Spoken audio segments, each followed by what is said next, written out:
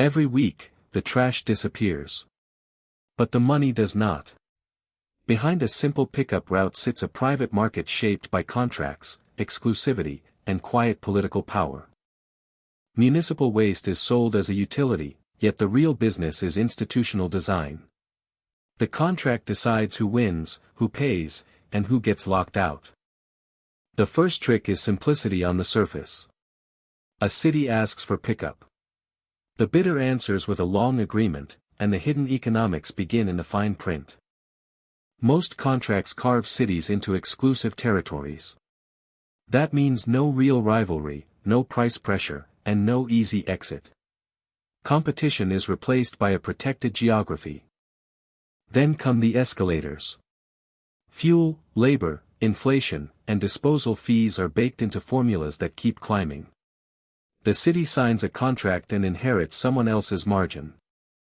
Every ton is measured, billed, and tracked through hidden ledgers. The real profit often sits between collection, transfer, and landfill, where each handoff adds a fee. Landfills are the choke point. If a company controls disposal, it controls the entire chain. That power lets it raise rates far beyond the visible pickup charge. This is monopoly logic with a municipal face. One disposal site can dominate an entire region, turning distance, zoning, and permits into barriers to entry. The public hearing looks democratic, but the real negotiation often happened months earlier. By the time residents speak, the deal is already structurally locked. That is how regulatory capture works. The company writes the standards, shapes the procurement rules, and narrows the field until only a few insiders can compete. Many bids are competitive in appearance only. Terms can be designed around fleet size, insurance thresholds, or route history that smaller operators cannot satisfy. That leaves local firms boxed out. The result is not efficiency. It is consolidation, where a few operators absorb routes, data, and political leverage. Private equity loves this industry for one reason: predictable cash flow. Trash does not stop in a recession, and public contracts reduce demand risk. That stability hides aggressive profit extraction.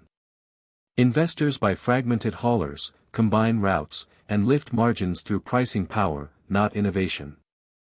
Route density is everything. The more houses packed into a neighborhood, the lower the cost per stop. Sparse routes create losses unless the city overpays. So companies cherry-pick the most profitable zones. The contract then spreads those costs across the entire city, hiding cross-subsidies inside a single rate sheet. Contamination fees are another quiet lever. A rejected load, a dirty recycling cart, or a mistaken bin can trigger charges that residents rarely understand. The same system also profits from confusion. Recycling is sold as a clean promise, yet contamination, sorting losses, and commodity swings keep the operator insulated. Look inside the ledger and you find layered charges. Collection, transport, disposal, administration, and reserve funds each create room for markups. The margins are often hidden in plain sight. A contract can look expensive to the city while still producing extraordinary returns for the operator. Long terms do the damage. 10, 15, even 20 years means one bid can shape a generation of payments, with little chance to renegotiate. And when the contract expires, renewal often favors the incumbent. The city faces disruption risk, while the company holds the trucks, crews, and route knowledge. Arbitration clauses, indemnity language, and force majeure terms shift risk back to taxpayers. The company keeps upside, while the city absorbs the shocks. After storms, strikes, or fuel spikes, municipalities often learn the contract was built for flexibility in one direction only. Costs rise faster than accountability. Fuel surcharges sound technical, but they are powerful. They convert market volatility into guaranteed revenue, even when the company hedges risk better than the city. When costs climb, the city does not print money. It cuts libraries, parks, and maintenance. Garbage becomes a budget pressure point for every other service. Infrastructure is another moat. Trucks, depots, scales, and transfer stations require capital. Once a company builds them, the city becomes dependent on that footprint. Ownership can be obscured through subsidiaries and holding companies. To the public, it looks local. On paper, the real control may sit far away. That structure weakens scrutiny. Smaller brands hide under a larger balance sheet, making it harder to compare true costs, margins, and performance. Independent audits should protect the public, but many only confirm the numbers provided by the contractor. Verification is weak when the data source is the seller. Transparency laws often fail at the edges. Missing invoices, redacted attachments, and vague performance metrics keep the true profit margin hidden from view. That opacity invites institutional drift.